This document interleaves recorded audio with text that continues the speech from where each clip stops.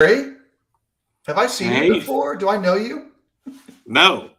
It feels like it's You just, been you just days. called me by name and then asked if you know me. Well, Hi it's got Terry, do your I know you? it's got your little name in the bottom corner, so it makes it Oh, easy is that for what it me. is? Yeah, That's what it is. I mean, yeah, it's been like a week since you've seen me. A whole yeah. week. Maybe 2 weeks since we've seen each other in person. Yeah, in person. Yeah, Strange that it is. Interesting that it yeah, is. yeah. There Um, you go. in a minute or two, we're going to talk about like preacher stuff. Are we? Are I we going to think talk like so. smoked meat or something? Well, that's like this time. Like this is the time where we talk about important lifestyle choices. You know, because preaching is a lifestyle brand, right? Um, Sure. I think there's probably some that feel that way. That Uh, you got your lifestyle brand, just Instagram photos of life. Um, but other than that, we'll get to the serious stuff. I do have a question for Terry today. oh boy, We what is haven't it? we haven't done those in Can't a wait. long time. I can't wait. What's my question? Your question is actually it's preacher related. I'm just Oh, curious, what are you reading right now? what am I reading right now? Yeah, yeah. Right now, nothing. I'm on Do the Work with you. Oh, good job, Dad. Good job, Dad joke. I just finished up a book, so I have not picked another one yet. Although because I'm actually weird situation, had to switch. I have a new quarter starting on Monday, and had to switch streams because we picked a book apparently that to study that we had already studied before, so we changed that almost immediately when we found out. And Mhm. that's all tied directly to, by the way. I don't remember anything pre-COVID. I don't know about you. And I replaced my hard drive, which had my records as to what we had done. And so thankfully somebody else found one on their computer. But until then, I don't know if that's if you have similar issues, but when you sit there and look at something, did we do this? And it's like 2020 or below, my mind is just blank. I just completely lost. So, which is highly Yeah. entertaining. To be fair, for me, if I don't have a record of it somewhere, Right. it doesn't matter what year it is you're talking about, Yeah. because it all kind of blurs together. Um, if I didn't have the Bible reading schedule that the church is trying to communally do together, I'd have no real good insight as to where that was, because I'm constantly reading different things. If I didn't have a list of this is what we've studied in the last X years, especially before I came here, I'd have no clue.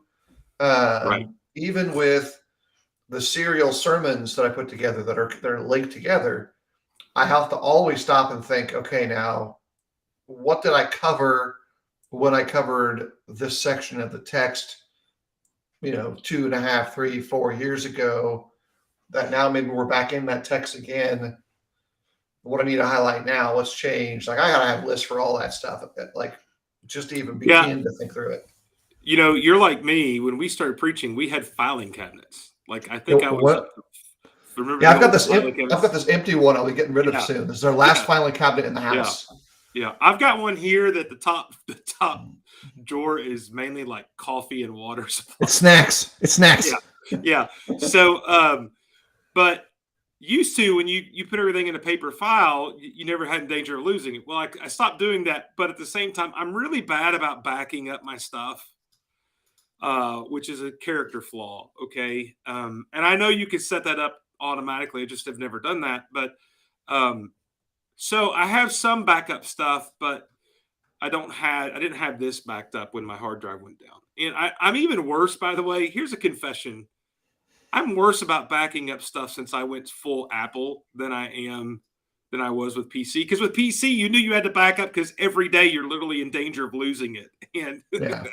with the Apple, one of the things is Apple products are more stable. Like rarely, if the only time you lose it is when like your motherboard or hard drive just goes kaput, which unfortunately happened to me.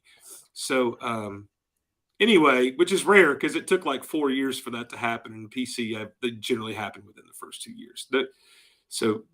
Anyhow, that's so yeah. We're at the age now. If we don't have a record of it somewhere, if we don't have it written down, we're in trouble. And yeah, it just didn't happen. It doesn't exist. Yeah. Good morning, Paul. Good morning, Jeff. We'll probably get to the thing here in just a second. For me, I've been trying to read through. I've got a few selections from a 3 physical book set, longer thing, which is Robert Alter's translation of the Old Testament with his commentary to it. And so I've been kind of like picking sections of it. Robert Alter writes a lot on the thematic nature of the integration of the Old Testament and like how to read through that. And so his commentary is interesting. It's a solo translation, so it's always super narrow to his kind of preferences. But I just got frustrated because I wanted to get the whole book. I just got these little excerpts, but it's only available in either physical books or Kindle. It's not on Logos, so I'm not buying it. Yeah. But I want to buy it, but I'm not buying it. But I want to buy it. I'd even buy the print book at this point. It's pretty interesting. Well, since we're going to be doing a marriage class now, that's what we switched to. I'll be brushing up on some of those classic marriage books that I know are foundational pieces to material using, like His Needs, Her Needs, and some of that kind of stuff. Love and Respect by Egrich. I'm going to be brushing up on some of that stuff in the next couple of weeks, just as a reminder, kind of refresher course going into all that. So yeah. All right, let's get down to the thing and do the stuff and all that. Why do we double pistols do the I don't stuff? know. I just feel like it was time to do that. What's that about? Gotta have some movement in the video. Some syncopation there.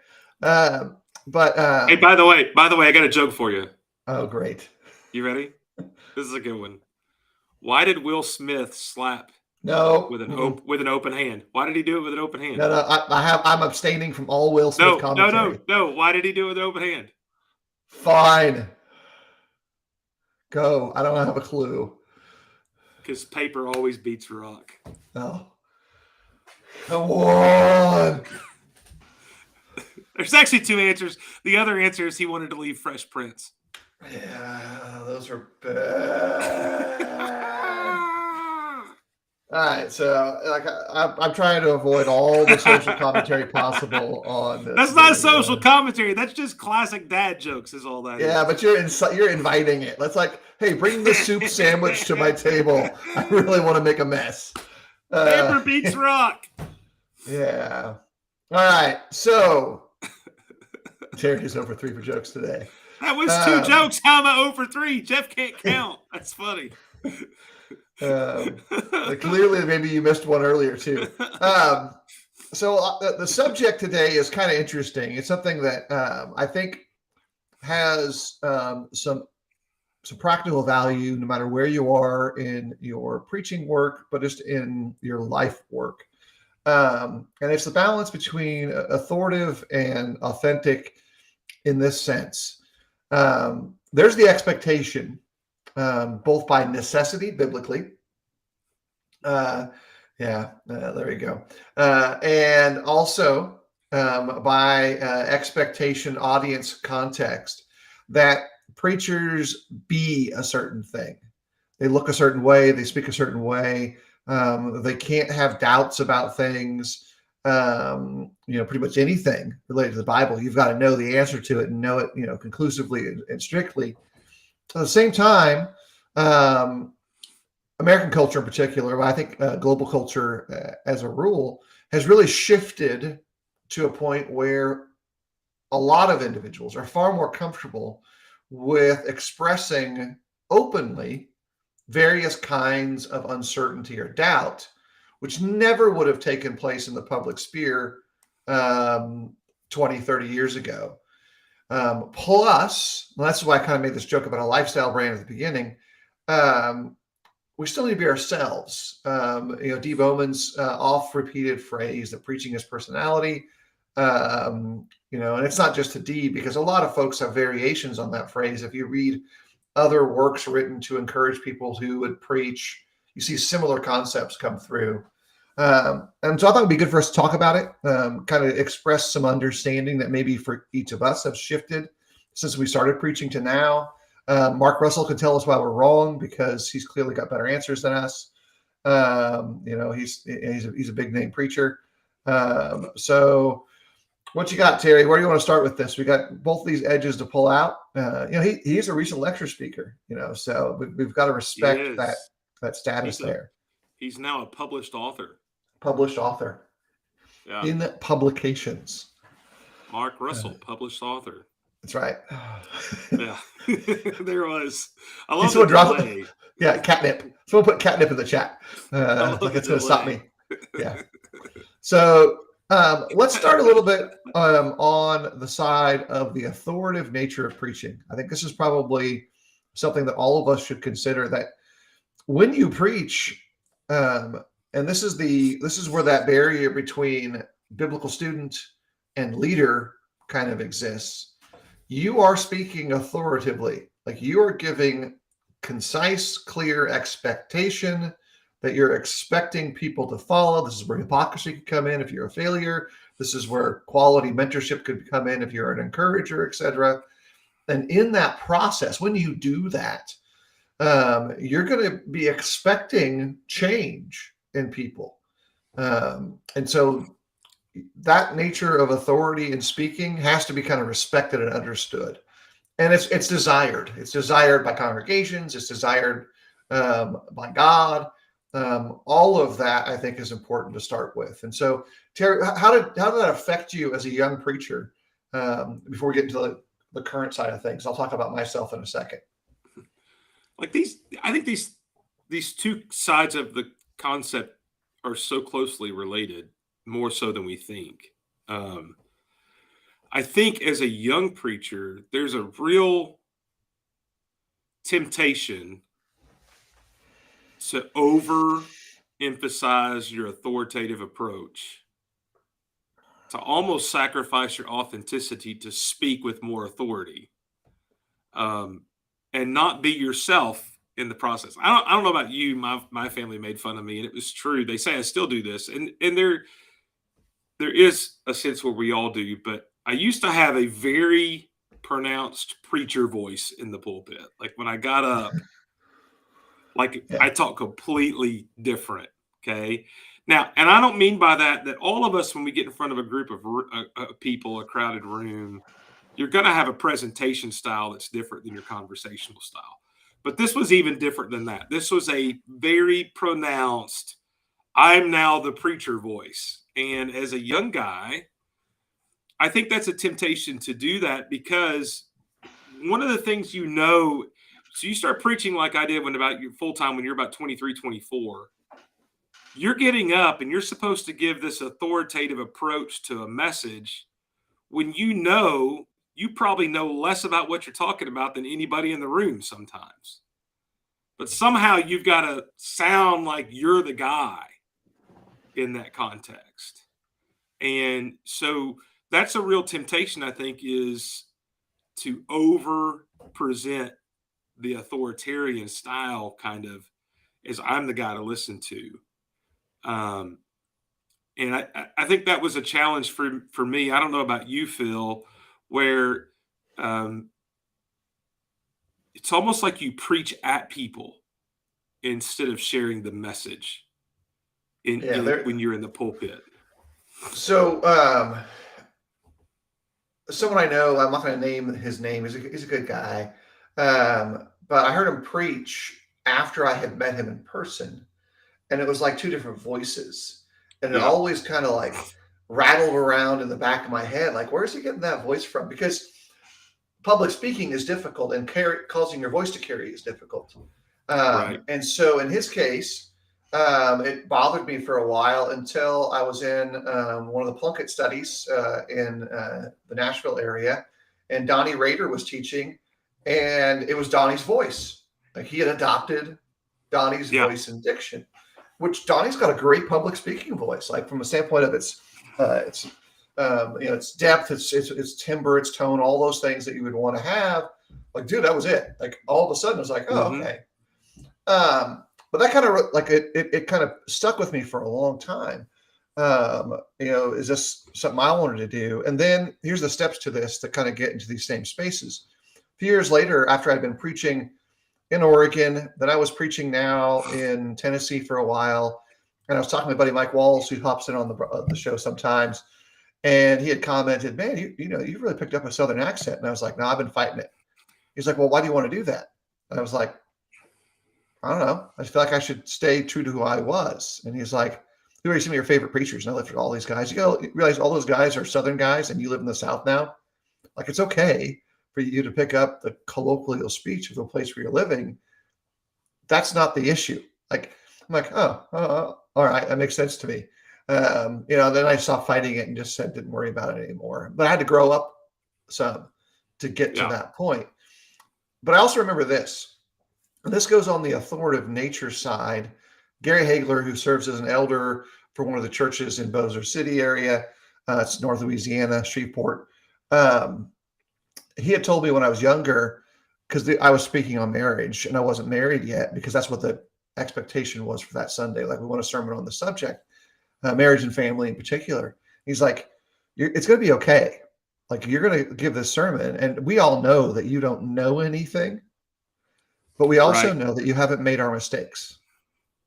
And so that balance is going to help kind of even things out. It's not as if people listen to a 23-year-old, they look at him and go, he's got it all figured out. Like, there's an interpretation process that comes from the message to the hearers that's reasonable. The problem for young preachers is we don't understand that takes place constantly in all of our interactions. That causes some possible problems. Terry talked about you kind of lean into it sometimes and you get a little too preaching at. The other thing that we tend to do also is we say, well, this is just what the Bible says, and I just want you to do what the Bible says. There's a theological issue with that statement. It presumes that two people already agree on not only what the Bible text reads, but how they should apply it. And so you've actually shifted the conflict to a unsolvable space when there's disagreement when you do that. And from the pulpit, it's really important to not employ that method, because you look at the prophets, that's not exactly how they approach these same issues. They absolutely would make points in regards to this is the clear teaching of God in various ways, but they rarely honed in on these word details that we tend to do. Instead, they tried to appeal to principles to pull people back. And I think I didn't understand that as a young preacher. When you're speaking authoritatively, you're pulling to principles rather than fine translated English details, because you'll figure those out in private conversation, not in the pulpit. It's always interesting too, by the way, that the whole not married yet, don't have kids yet. I don't know if I should be preaching this sermon. It never dawned on me till later that in most of those cases, I'm reading things written by a guy who never got married and never had kids. Like, it's kind of funny when you think about how all that goes into play. But you're right. Like, it's not about that. I don't think it's even about the fact that somebody who's not had kids is better than the other, as long as you're still pulling towards principles. Like you said, you're still trying to say, hey, here's the principle that should guide your home. Here's the principle for how you should do this. And that can be done whether you're single or married, whether you have kids or don't have kids. That's not going to change that. Yeah. And the reality is, I think the key to that is when you go into it, don't fixate on who you are in comparison to the message in the sense that you overcompensate, while at the same time do realize who you are in regards to the message and be authentic about it. And like so many other things we talk about, there's a sense of balance that has to go into this approach. A balance with the knowledge, okay, I am detached from this. I'm not going to have any personal introspection here necessarily. And it may be, by the way, at the same time, your response may be as simple as, I do have kids. They're all knuckleheads. I'm not good at this. Like, there's some of that too. Be cognizant of who you are in the scheme of things. Yeah. Um, And Paul points out how he preached on marriage week before he got married, so that he can learn 1 to 2 weeks later how wrong he was. That's not exactly what he yeah, says, but that's probably what yeah, it actually comes out being. yeah, And I'm yeah. sure Laura has helped him grow in massive ways since that day. Mrs. will come in and probably agree at this point, and Laura probably double agree. But Right, no, for sure. Um, for sure. yeah. Chris's comment is important too. Like we're as young preachers and older preachers, we're trying to earn a commodity which doesn't have a definitive standard. Like we want this refined amount of respect or um, you know um, influence at certain points, thinking if we do this, then this will do that. Like if I dress a certain way, if I speak a certain way. And then I remember this is the last thing that Raymond Castillo preaches up on the border of Tennessee and Kentucky. He said this to me at a time where I didn't feel this way about myself, but he saw this from the outside, that I was kind of comfortable being me. Well, I didn't really feel very comfortable being me. He thought that I was like an attribute, a positive attribute, that is important there. I think authenticity has its place. That we've got to understand, though, that there's some limits to keeping it real, if you will.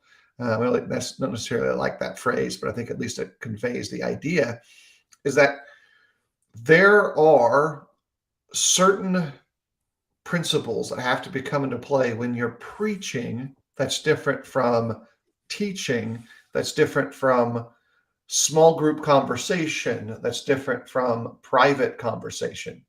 As we grapple with incredible difficulties in biblical text, they're going to affect people in different ways. And here's what I mean by that.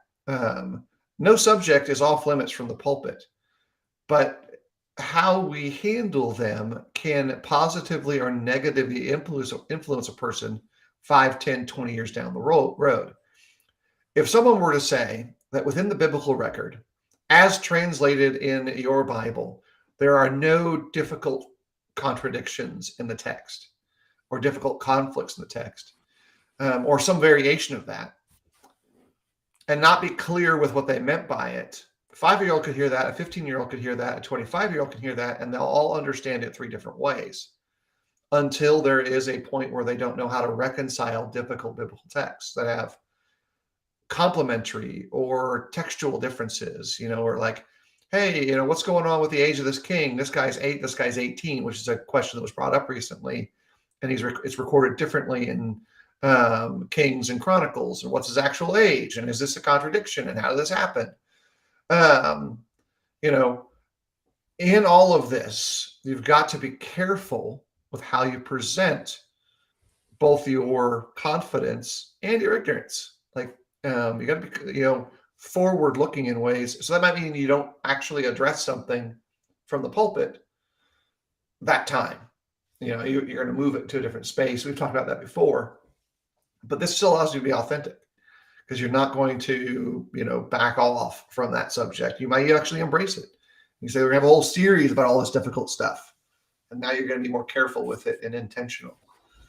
Mark makes a great point, is the shift away from others to inclusive terminology. But I'll go one more step. I really try to make it a point that the sermons that I produce are designed to transform me.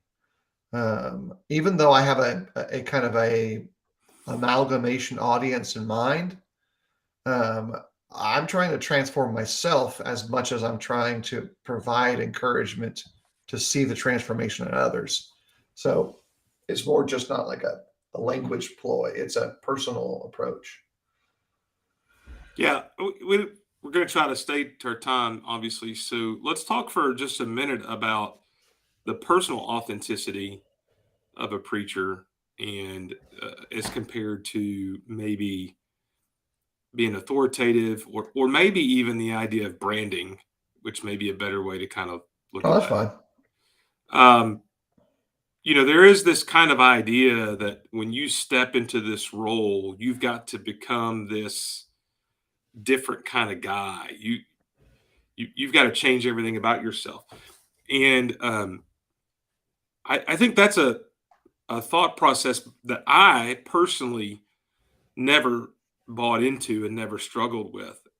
Um, the times where that's actually been a problem for me is I have had some people who didn't like that I was just myself in the sense that I didn't have a sense. I was told one time, pulled aside, that preachers should have a sense of decorum about themselves. And the specific issue here had to do with of all things, everybody knows about Chick-fil-A Day, and we we dressed up like cows to get free food. And I don't know if y'all know this, but if you just throw a couple spots on your shirt, you're just going to get a cup like a free sandwich. But if you go all out and like really try to dress up as a cow, they're going to give you a whole meal. And so knowing that the person we went full bore, and the point of contention was that I took a rubber glove, like a surgical glove, and blew it up and taped it to my stomach like a cow udder. By the way, that will get you a full meal if you do that, if that's your interest. But that was offensive to somebody because the preacher should have more decorum than that. And it's kind of an example of this idea of, well, now you need to be something else. Well, if y'all know me, and Phil, you've known me a long time. That's not out of the pocket for Terry at all. That's actually modest. That's 100% Terry Francis right there. Like free food and funny, those are two key motivating factors in my life. So there's nothing more authentic than me doing that to get free food and make people laugh, which, by the way, people were taking pictures with me. It was hilarious, right? So, but my other response to this individual at the time was, the greatest compliment that people give me a lot of times when they talk to my wife or meet me is, I would not have thought you were a preacher. And I really, for me personally, I never wanted to buy into that guy that had to wear a tie to the office every day. And if he was in town, he was always, you could tell he was a preacher, right? And you and I, Phil, we're from that generation that kind of got trained that that's what we needed to do. And then kind of in our time, kind of found some kind of almost hybrid of that, where there's a time to be the serious guy with the message, but there's also a time to just be Phil, who's going to eat tacos, wants to get on the river in his canoe, wants to sit by the campfire, is most comfortable outdoors doing something in that way. And that's Phil. I'm going to be a Tennessee fan even if I live in Alabama. I'm not going to change because I moved to Alabama. That's Terry. Terry's going to do silly things. He's going to make people laugh. He's going to try to do that in a way that's not disrespectful to God or other people. And sometimes the other people things questionable, but that's who we are.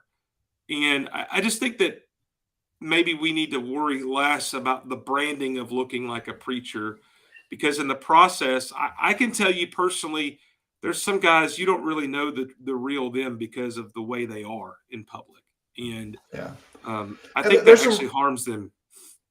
Yeah, there's some risk there too. The reason also we can kind of get into this authenticity side now, we talked about authoritative side.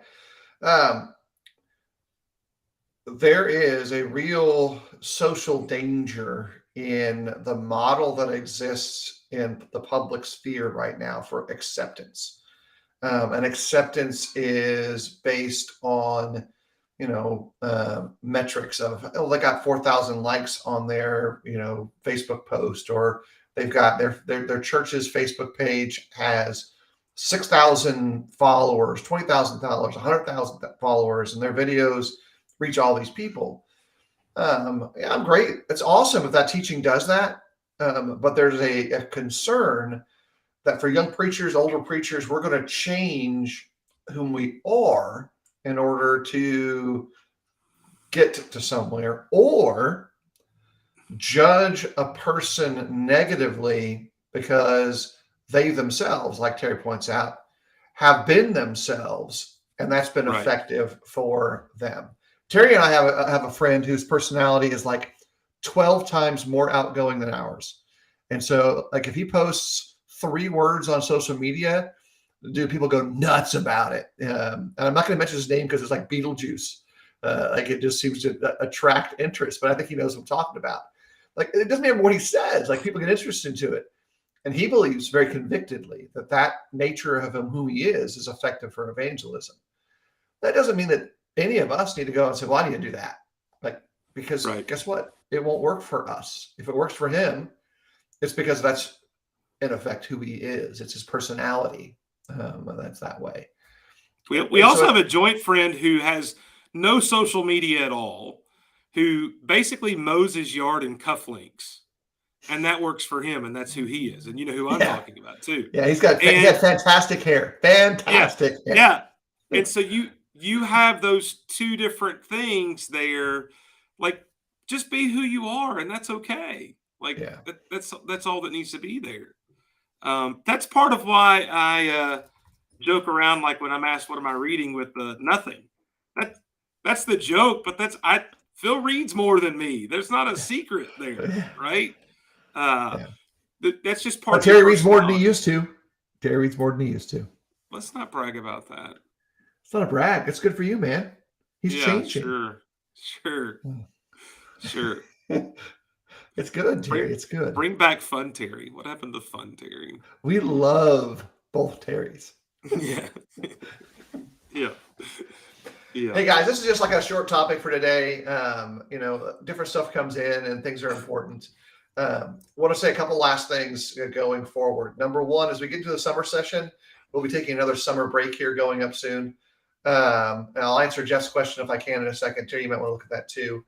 I think I know what my answer would be real quick, but I'll talk while Terry looks to make sure that he gets a second. Maybe we save it for another time too. We'll see. But like as we go into the summer, we'll take our break for the summer. Terry and I both will be super busy, different camps, different family trips. We want to continue to pray for everybody in the entire region around the Ukraine, our brethren, families there, friends there, those who are displaced, Christians in Russia who are struggling with all the ways that this impacts them, Christians in Ukraine who are struggling with all of the displacement and the concern. All of that's a big issue. But also remember this, coming out of this last 2 years, a lot of men who were preaching have reached their I can't take it anymore point. And so there's a lot of guys who just simply stopped preaching. I know that also affects the rest of us because it feels like your load gets heavier. Even if your workload didn't change, and it probably did, the weight that you carry sometimes it feels larger and more substantial than it had in the past. And so I want to encourage guys to do 2 things. And something I've been thinking a lot about. One, not only pray for one another, but pick someone whom maybe you don't know very well, but does the same kind of work that you do. And just give them a call and talk to them and tell them it's going to be okay. And make a new friend, if you will. Because this is the variation of turn to the side and shake the hand of the guy that's sitting next to you. Your work is very similar to another guy's work in the realm of preaching and teaching. And it's just that isolating and just that pressure filled. Terry, do you want to talk about Jeff's question or should we punt that to a future time? I just have a quick kind of answer to that is, this idea of being all things to all people. And for me, the approach has always been, you need to be as well-rounded as you can be. And you need to know as much about as many things as possible to try to connect to people. That's how I've always viewed that. Example of that would be NASCAR. Like, there's people that kind of like, why would I ever want to care about NASCAR and people that just turn left all day? But there's some guys, that's the way you can connect about NASCAR. Like that's a connection you can make. You can talk about that, and that can open other doors. And so you may not watch a bunch of NASCAR races, but it may not hurt you to like at least know a couple of drivers or what's going on, or maybe, even fundamental things like the way they build cars is basically now they're all exactly the same. And brands don't matter. I mean, at the end of the day, you need to be able to talk about all things and open those doors. If all I could ever talk about was sports, even though that's a pretty major part of our world, that's a pretty narrow focus.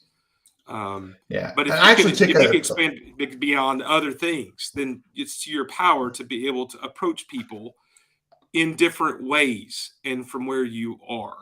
That's kind of the way I think maybe is the best way to apply that today. Yeah, I don't think you shouldn't fake it. Let me say that you shouldn't fake things. So I shift that text a little differently these days. I think this has mostly to do with how he approached the practice of his faith in these two separate communities that were now merging. And so he was willing to submit to cultural Judean practices, Jewish practices, when he was around predominantly Jewish believers. When he went to the Gentiles, he didn't force that on them. In fact, he was willing to accept and adopt their cultural practices as needed so that it didn't impact their faith. We tend to say, well, this is a standard that says you got to be like okay with everybody. I think that's taught elsewhere. I think we should be okay with everybody. We should be flexible in those senses, but you have to still be an individual, unique person in creation. That's why the variety of cultures are so fascinating and wonderful. That's why churches have those amazing melting pot experiences, because they bring together people who are different under the same assembly at that time. And so I think it's really important to understand your role as an ambassador, not for your culture, not for your favorites, but for Christ. And the more you can do that, then applying it in these two religious communities are in conflict or in life, it lets you be who you are and lets people see Christ through you. I think that's, I'm never going to be a guy who can fit into a tiny car. Like if I get into a car, it looks like a clown show. It's not going to happen. So okay, I'm not going to be in a drift car. That doesn't mean I can't be me and enjoy what I enjoy and yet not be kind, friendly, courteous, encouraging, strong for someone who's different than me. I think there's some good space in the middle of those two ideas. And maybe we'll talk about that text. You could fit in a drift car. Well, I don't know. I've looked at them and they look fun, but some of those drift cars, my head hits the ceiling. You've obviously never seen them. You've never seen the Mustang drift car. You could fit into a drift car. Probably some of the import models. You're thinking have Civics. Low ceilings. You're low thinking ceilings, the little man. Yeah. Low ceilings. Yeah. Hey, Terry, anything else for you? We might talk about this again as well. No, we're good. We're good. Good discussion today. Yep. Peace out, folks. Mark, keep being awesome. Everybody else, keep being awesomer than Mark. Published author. Published author. Published author.